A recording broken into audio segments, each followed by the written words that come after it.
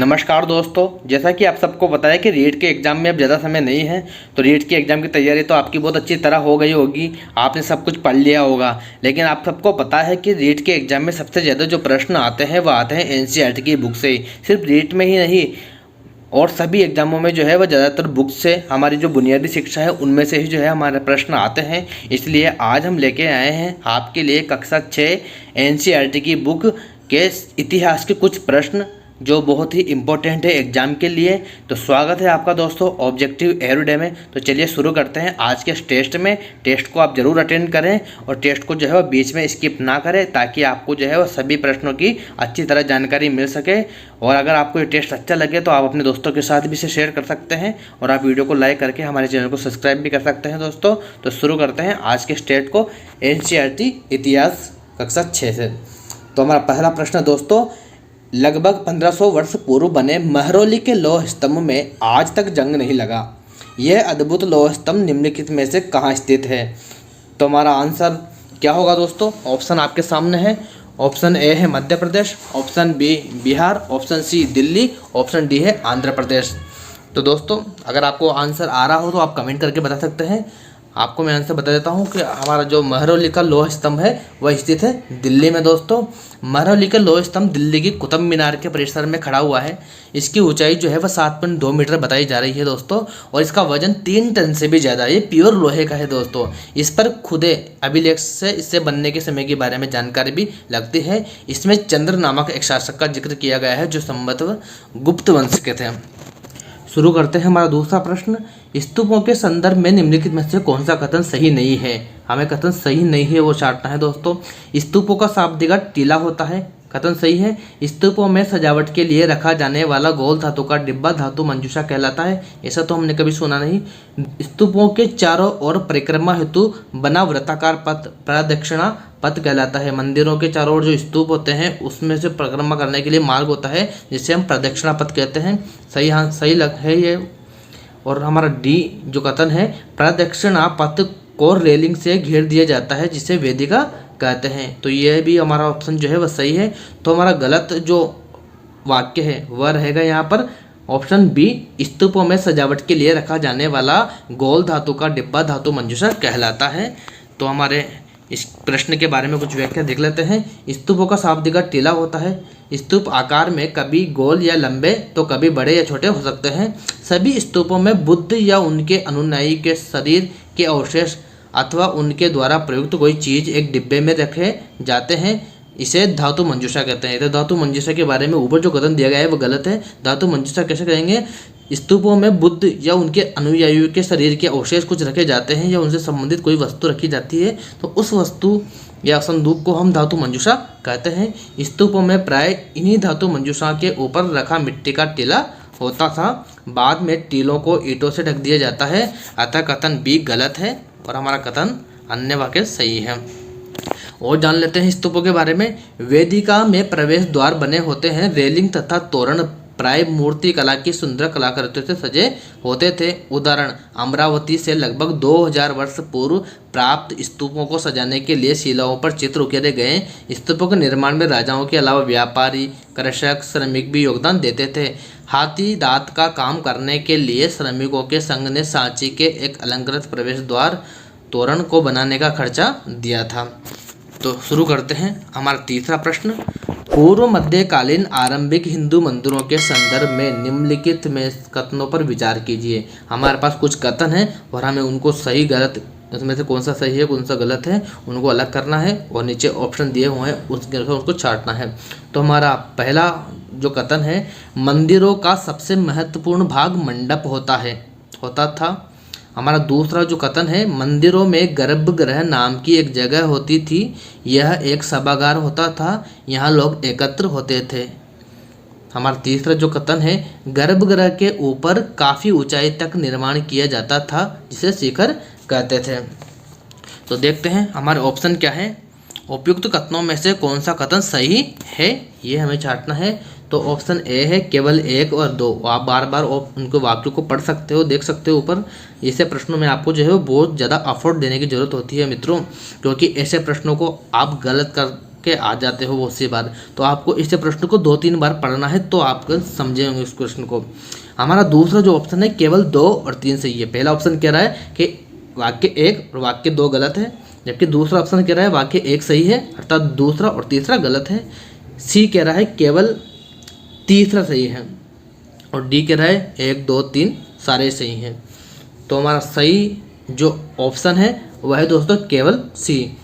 गर्भगृह के ऊपर काफ़ी ऊंचाई तक निर्माण किया जाता था, जिसे शिखर कहते थे। मंदिर के ऊपर एक चोटी नुमा आकृति होती थी जिसे मंदिर का शिखर कहते थे। तो यही वाक्य इसमें सही है। बाकी ऊपर के जो 2 वाक्य हैं वह बिल्कुल गलत हैं। मंदिरों का सबसे महत्वपूर्ण भाग मंडप नहीं होता, मंदिरों का सबसे महत्वपूर्ण भाग होता है गर्भगृह। और मंदिरों में गर्भगृह नाम की एक जगह होती थी जहाँ एक सभागार होता था, ये गलत है। मंडप नाम की एक जगह होती थी जहाँ पर जो है वह सभागार होते थे, लोग एकत्रित होते थे। तो व्याख्या देख लेते हैं इसकी। मंदिरों का सबसे महत्वपूर्ण भाग गर्भगृह होता था, जहां मुख्य देवी देवता विष्णु, शिव, दुर्गा आदि जिसी का भी मंदिर हो को रखा जाता था। इसी स्थान पर पुरोहित धार्मिक अनुष्ठान करते थे और पूजा पाठ का काम करते थे। गर्भगृह को पवित्र स्थान दिखाने के लिए अक्सर उसके ऊपर शिखर बनाए जाते थे, उदाहरणतः भीतरगांव के मंदिर का शिखर। अधिकतर मंदिरों में मंडप नाम की एक जगह होती है, यह एक सभागार होता था, लोग यहाँ इकट्ठा होते थे। तो तीसरा कथन बिल्कुल सही बता रहा है यह भी। आरंभिक हिंदू मंदिरों में भीतर गांव के मंदिर लगभग 1500 वर्ष पूर्व महाबलीपुरम के एकाश्मिक मंदिर, ऐहोल का दुर्ग मंदिर आदि बहुत प्रसिद्ध है। एकाश्म मंदिरों की विशेषता है कि इन्हें एक ही विशाल शिलाखंड के ऊपर नीचे की ओर तराश कर बनाया दिया जाता था। तो देखते हैं हमारा अगला प्रश्न है, हमारा प्रश्न नंबर 4। पुराणों के संदर्भ में निम्नलिखित में से कौन सा कथन सही नहीं है? कथन सही नहीं है, इस प्रकार के प्रश्न ज़्यादा पूछे जाते हैं आजकल। पहले जो पैटर्न था वो सिंपल से प्रश्नों का था, पर अब जो है आपको पूरा डिटेल याद होनी चाहिए प्रश्न के ऊपर, तब जाके आप जो है किसी भी चीज़ का आंसर दे पाओगे। तो हमारे ऑप्शन इस प्रकार से हैं पुराणों के बारे में। पुराणों का पाठ पुजारी मंदिरों में किया करते थे। हमारा दूसरा ऑप्शन है इनमें पूजा विधियों के साथ साथ संसार की सृष्टि तथा राजाओं के बारे में भी कहानियाँ हैं। ऑप्शन सी है हमारा, अधिकतर पुराण सरल संस्कृत श्लोक में लिखे गए हैं जिससे सब उन्हें सुन व समझ सकें। ऑप्शन डी है, स्त्रियां तथा शूद्र जिन्हें वेद पढ़ने की अनुमति नहीं थी वे पुराणों को भी नहीं सुन सकते थे। तो आपको बताना है कि कौन सा ऑप्शन, कौन सा वाक्य इसमें से जो है वो गलत है। तो पुराणों का पाठ पुजारी मंदिरों में किया करते थे, ये बिल्कुल सही है दोस्तों। पूजा विधियों के साथ साथ इनमें संसार की सृष्टि और राजाओं की कहानियाँ भी होती थी, ये बिल्कुल सही है। अधिकतर पुराण सरल संस्कृत श्लोक थे, सरल संस्कृत श्लोकों में ही पुराणों की रचना की गई है, उन्हें सुन कर वह समझ सकते थे।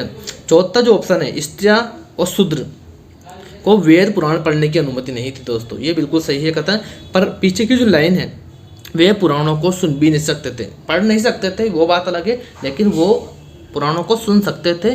तो ये कथन यहाँ पर जो है वो थोड़ा सा गलत हो जाता है। तो हमारा राइट आंसर जो है वो हो जाएगा ऑप्शन डी दोस्तों।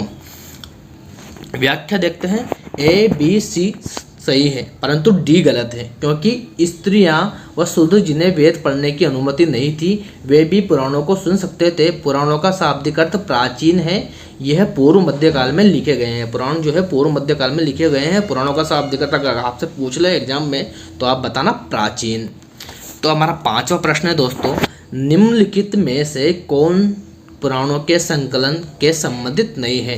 कौन पुराणों के संकलन में संबंधित नहीं है? तो हमारा ऑप्शन है व्यास, ऑप्शन बी है उग्रश्रवा, ऑप्शन सी ए और बी अतः व्यास और उग्रश्रवा दोनों, ऑप्शन डी है मखक।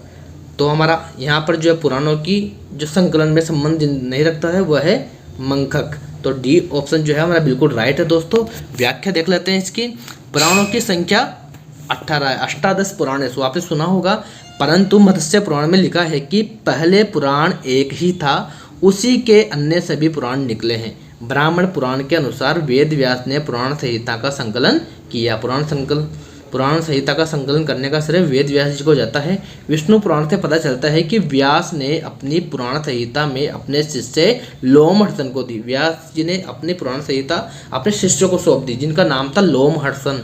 इतना डीपली प्रश्न पूछा नहीं जाता, पर प्रश्न बना है उग्रश्रवा लोमहर्ष के पुत्र थे, ये भी पुराणों के संकलन से जुड़े थे। तो उग्रश्रवा ऑप्शन में है, तो उग्रश्रवा का संबंध पुराणों के संकलन से थे, क्योंकि ये लोमहर्ष के पुत्र हैं। मंखक क्या है? मंखक जो है राइट आंसर है हमारा इसमें। तो मंकक का संबंध किससे है? मंकक कश्मीर के एक संस्कृत महाकवि थे। श्री कंठ चरित महाकाव्य तथा मंक कोश इनकी रचनाएं हैं। पुराणों के संकलनकर्ताओं में से एक व्यास द्वारा ही महाभारत का संकलन किया गया था। महाभारत का लेखन कार्य 1500 वर्ष पूर्व किया गया है। दोस्तों हमारा छठा प्रश्न, इसकी तरफ बढ़ते हैं हम। हमारा छठा प्रश्न सभी इसका जवाब आसानी से दे सकते हैं, बहुत ही सिंपल सा प्रश्न है। आर्यभट्टियम के लेखक आर्यभट्ट निम्नलिखित में से किस से या किन से संबंधित हैं? मतलब आर्यभट्ट क्या थे? वो एक ज्योतिषी थे, वो एक खगोल थे, या फिर वो गणितज्ञ थे? तो इनमें से कौन सा जो है वो सही है? क्या क्या थे वो? ऑप्शन नीचे दिए हुए हैं दोस्तों। तो नीचे दिए गए कोड की सहायता से सही उत्तर का हमें चयन करना है। तो ऑप्शन ए कह रहा है कि केवल एक, अर्थात आर्यभट्ट केवल ज्योतिष थे। ऑप्शन बी कह रहा है कि केवल 1 और 3, अर्थात आर्यभट्ट ज्योतिष भी थे और गणितज्ञ भी थे, वो खगोल शास्त्री नहीं थे। ऑप्शन सी कहता है कि आर्यभट्ट का संबंध जो है वह खगोल व गणितज्ञ से था, बाकी जो है वह ज्योतिष वह नहीं थे। और ऑप्शन डी कह रहा है कि वो तीनों ही थे। तो क्या हो सकता है दोस्तों इसका आंसर? तो उसका आंसर मैं बता देता हूँ आपको। ऑप्शन डी जो है वह इसका आंसर है, अर्थात ज्योतिषज्ञ भी थे वो, खगोल वैज्ञानिक भी थे वो, और वह गणितज्ञ भी थे। तो व्याख्या इस प्रश्न की हम देखते हैं। गणितज्ञ तथा खगोल शास्त्री आर्यभट्ट ने संस्कृत में आर्यभट्टियम नामक पुस्तक लिखी। ये एक महान ज्योतिषविद भी थे। आगे बात समझ में, गणितज्ञ भी थे, खगोल शास्त्री भी थे और ज्योतिषज्ञ भी थे। उन्होंने अपनी पुस्तक में लिखा है कि दिन और रात पृथ्वी के अपनी दूरी पर चक्कर काटने की वजह से होते हैं। मतलब हमें जो दिन और रात के बारे में बताने वाले थे सबसे पहले वह जो है वो आर्यभट्ट थे, और हम पढ़ किसी और को रहे हैं आजकल। उन्होंने ग्रहण के बारे में भी वैज्ञानिक तर्क दिया। उन्होंने व्रत की परिधि को मापने की भी विधि ढूंढ निकाली, जो लगभग उतनी ही सही है वर्तमान में जो चल रही है, जितनी आज प्रयुक्त होने वाली विधि है। तो बढ़ते हैं हमारे 7वें प्रश्न की ओर। हमारा 7वां प्रश्न है दोस्तों, शून्य के संदर्भ में निम्नलिखित कथनों पर विचार कीजिए। शून्य जिसका आविष्कार भारत में हुआ है, तो शून्य के संदर्भ में हमें कुछ कथन दिए हुए हैं, उनमें से हमें कथन को देखना है कौन सा कथन सही है कौन सा नहीं है। तो पहला कथन है हमारे पास में, भारत के गणितज्ञों ने शून्य के लिए एक नए चिन्ह का आविष्कार किया। ऑप्शन 2 है, मतलब वाक्य 2 है हमारा, गिनती की यह पद्धति पहले यूरोपियों द्वारा अपनाई गई और उसके बाद पूरे अरब में फैल गई। तीसरा ऑप्शन है, रोम के निवासी शून्य का प्रयोग किए बगैर गिनती करते थे। उपयुक्त कथनों में से कौन सा कथन सही है? तो ऑप्शन ए है केवल एक, अर्थात ऑप्शन वाक्य 1 ही सही बता रहा है यहाँ पर। ऑप्शन बी कह रहा है कि केवल 1 और 3, अर्थात ऑप्शन बी कहता है कि वाक्य 1 और वाक्य 3 सही है, वाक्य 2 गलत है। ऑप्शन सी क्या कहता है दोस्तों? ऑप्शन सी कह रहा है कि वाक्य 2 और 3 सही है, बाकी पहला गलत बता रहा है। ऑप्शन डी कह रहा है कि तीनों सही है। तो क्या है दोस्तों सही आंसर? आप कमेंट करके बता सकते हो अगर आपको आ रहा है तो ऑप्शन बी जो है वह राइट आंसर है। ऑप्शन बी अर्थात तो केवल वाक्य 1 वाक्य 3 जो है वह सही आंसर है। अर्थात वाक्य पढ़ के मैं बता देता हूँ आपको, भारत के गणितज्ञों ने शून्य के लिए एक नए चिन्ह का आविष्कार किया, यह वाक्य सही है। और वाक्य 3, रोम के निवासी शून्य के प्रयोग किए बने ही जो है वह गिनती का प्रयोग करते थे, गिनती करते थे, शून्य का प्रयोग नहीं करते थे। व्याख्या देख लेते हैं। कथन 1 व कथन 3 सही है, परंतु कथन 2 गलत है, क्योंकि गिनती की यह पद्धति अरबों द्वारा अपनाई गई तथा यूरोप में भी फैल गई। अन्य अंकों का प्रयोग पहले से ही होता था। तो हमारा 8वां प्रश्न बहुत ही सीधा प्रश्न है, आप आसानी से इसका जवाब दे सकते हो। अगर आप प्रश्न को देख रहे हो तो आप जो है डायरेक्ट कमेंट को ठोक दीजिए। तो हमारा 8वां प्रश्न है, कागज का आविष्कार निम्नलिखित में से कहाँ हुआ? बहुत ही सिंपल सा प्रश्न है, सभी जानते हैं, सबने छठी की किताब पढ़ी हुई है, तो आप आसानी से इसका जवाब दे सकते हो। ऑप्शन ए है हमारे पास भारत, ऑप्शन बी चीन, ऑप्शन सी अरब, ऑप्शन डी यूरोप। तो मैं इसका डायरेक्ट आंसर बताता हूँ, ऑप्शन बी चीन जो है इसका राइट आंसर है। कागज का आविष्कार जो है वो चीन में हुआ था। कब हुआ दोस्तों? कागज का आविष्कार लगभग 1900 वर्ष पूर्व चीन के लून नामक व्यक्ति ने किया। बढ़ते हैं इसकी व्याख्या की ओर। लगभग 1400 वर्ष पूर्व ये तकनीक कोरिया तक पहुंची, इसके बाद तुरंत ही जापान तक फैल गई। लगभग 1800 वर्ष पूर्व यह बगदाद में पहुंची, फिर बगदाद से ही यूरोप, अफ्रीका और एशिया के अन्य भागों में फैली।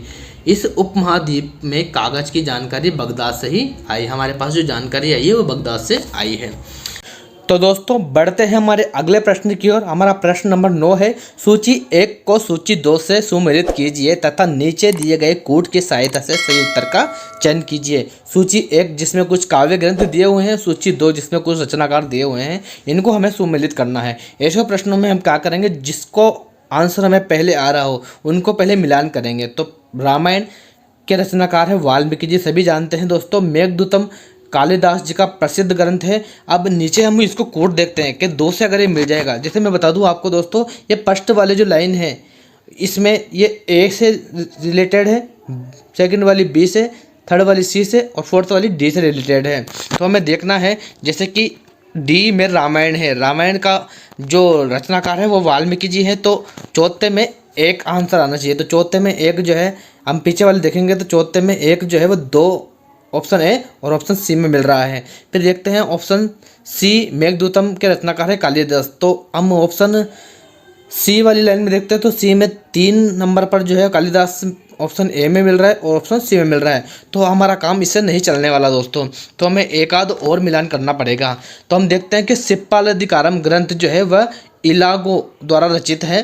तो हम मिलाते हैं ए वाली लाइन, फर्स्ट वाली लाइन है, फर्स्ट वाली में 4 नंबर देखते हैं। फर्स्ट वाली में 4 नंबर जिसमें 2 भी मिल रहे हो पीछे के और आगे का 1 भी मिल रहा हो, तो फर्स्ट वाले में 4 में जो है वह सी मिल रहा है। तो दोस्तों सी हमारा जो है वह राइट आंसर इस हिसाब से हो जाएगा। और मणि मेखलाई में जो है वह शीतले सत्तार नामक जो है इन ग्रंथकार ने ले लिखा है। व्याख्या देख लेते हैं। सिप्पाधिकारम एक प्रसिद्ध तमिल काव्य है जिसके रचनाकार इलांगो द्वारा सन 1800 ईस्वी पूर्व की गई थी। इसमें कोवलन नामक व्यापारी की कहानी है जो पुहार में रहता था। दूसरा जो मणिमेखलाई ग्रंथ है, इसके रचनाकार है तमिल व्यापारी शीतले सतनार द्वारा 1400 वर्ष पूर्व लिखा गया था। इसमें कोवलन और माधवी की बेटी की कहानी है।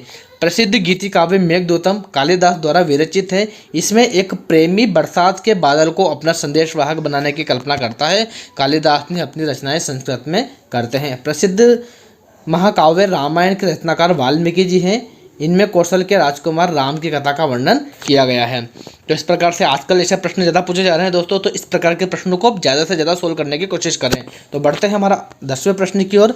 चालुक्यों की राजधानी निम्नलिखित में से कौन सी थी? तो चालुक्यों की राजधानी कौन सी थी यहाँ पर? ऑप्शन ऐहोल, मुद्देरई, महाबलीपुरम या डी वल्लभी। तो हमारा सही आंसर यहाँ पर हो जाएगा चालुक्यों की राजधानी ऐहोल। व्याख्या की बात करें तो चालुक्यों की पहली राजधानी ऐहोल जो एक प्रमुख व्यापारिक केंद्र थी, धीरे धीरे एक धार्मिक केंद्र भी बन गई। सभी जितनी भी राजधानी एक व्यापारिक उद्देश्य से वो बनाई जाती थी। तो ऐहोल एक व्यापारिक केंद्र था, बाद में धार्मिक केंद्र भी बन गया जहाँ कई मंदिर थे। चालुक्यों का राज्य कृष्ण और तुंगभद्रा नदियों के बीच स्थित है। यह क्षेत्र रायचूर दोआब कहलाता है। कृष्णा और तुंगभद्रा नदियों के बीच का जो क्षेत्र है वह रायचूर दोआब के नाम से जाना जाता है। दोआब क्या होता है? 2 नदियों के बीच का जो उपजाऊ भाग होता है उसे दोआब कहते हैं। पुलकेशियन प्रथम के दौरान चालुक्यों की राजधानी बादामी स्थानांतरित की गई। ये भी आपको याद रखना है दोस्तों। पुलकेश्वर जो प्रथम था, पुलकेशियन प्रथम के टाइम चालुक्यों की राजधानी जो है वह बादामी स्थानांतरित कर दी गई। बादामी को वातापी के रूप में भी जाना जाता है। बादामी का दूसरा नाम वातापी भी है दोस्तों।